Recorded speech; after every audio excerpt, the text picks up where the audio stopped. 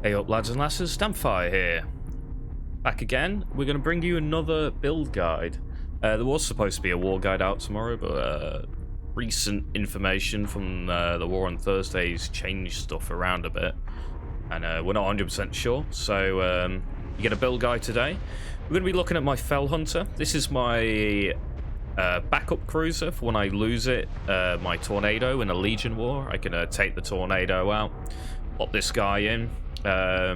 He doesn't support my other ships, but he brings a fair bit of DPS, which is quite nice. So we'll jump into it. We'll have a look at him. So I have IQ Director Katina on here. The pretty standard of the top captains would be good here. So you could either use Jim. Jim's pretty good because of the devices that we're using. So yeah, I could say Jim. We use 2 deconstruction rays because they bring a hell of a lot of damage, especially with this deadly type laser amplification subsystem.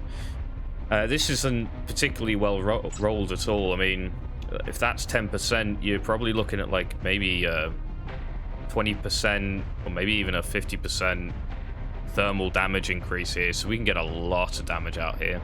Critical strike damage and the critical strike rate are quite nice though. On the second subsystem we have main guns. This applies to laser main guns. We get thermal damage, cooldown, and times of use. The times of use doesn't matter too much. It's usually if the fight has prolonged, with this actually matters. The Felhunter is usually dead. Thermal damage, really nice, obviously, and cooldown is probably the most important. If we can get this cooldown as high as possible, we can get this laser firing off as often as possible, and that's going to increase our DPS overall. Other than 2 deconstruction rays, I'm running 2 XNT lasers. They're the best fit here because you can't get a deconstruction ray in that shape. If I could, I'd probably drop the transition device and I'd run the deco ray here as well. But we can't, so we do that. The shields obviously quite nice here. The shields aren't particularly high on this ship, but it's better than nothing. Having a little bit extra shield does help slightly. You could replace this for another XNT laser if you wanted a bit more damage coming out. Plugin wise, we have a laser damage. This is quite obvious. We want to try and increase the damage of our lasers. This one's got a 4% additional damage to shield, which is fairly nice. Some people have some big shields. This extra damage helps deal with that. Ship durability, again, just quite useful. Having the ship survive as long as possible is quite good. Shield, and yet again, we're trying to cap these out. So put the best modules you have. As you can see, I haven't got particularly high modules on this ship. They're all on my more primary fleet. This is the ship I use to supplement my main fleet when my Tornado, my support Tornado has died. Reforms, we get durability. Critical strike rate would be nice here. I haven't unfortunately got around to too many reforms on here. Laser weapon thermal damage, always really good, and the same for EM. They're the 4 I'd recommend, and then from there just fill out where you can. This is quite fairly easy to reform in comparison to some of the other ships, as it's quite cheap and it does appear fairly regularly within the arena store. So yeah, I can recommend trying to grab hold of them when you see it if you want to try and run this.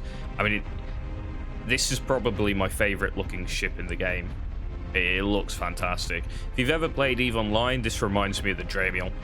Just such a cool looking ship.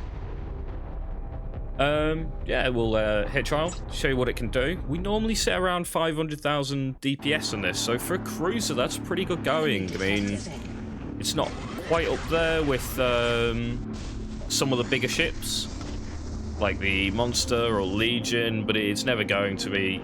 There's not that many slots. You can't fit multiple decon rays too easily. And again, my XNT lasers aren't particularly upgraded on here. But we get a laser coming off.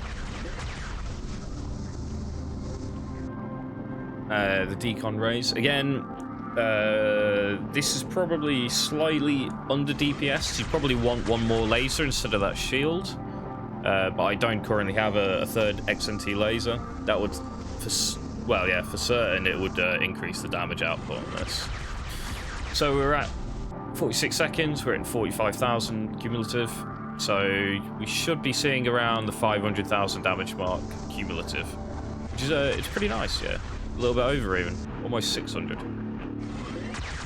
So yeah, I can recommend this ship. It's a bit of fun. It's great looking, and yeah, it gets quite a good bit of damage out. Hope you guys enjoyed the video, and hope this guide helps you out. If you got any comments, just drop a comment in the comment box below. I'll try and reply as soon as I can. Other than that, like, subscribe, helps me out, helps the channel out, and I can keep this content coming up for you guys. And I am also a Twitch streamer, so if you want to see me, I'm live 7 PM GMT on Wednesdays, Fridays, and Saturdays. Come hang out, we chat, we game. It's good fun. Anyway, guys, thank you, and see you guys next time.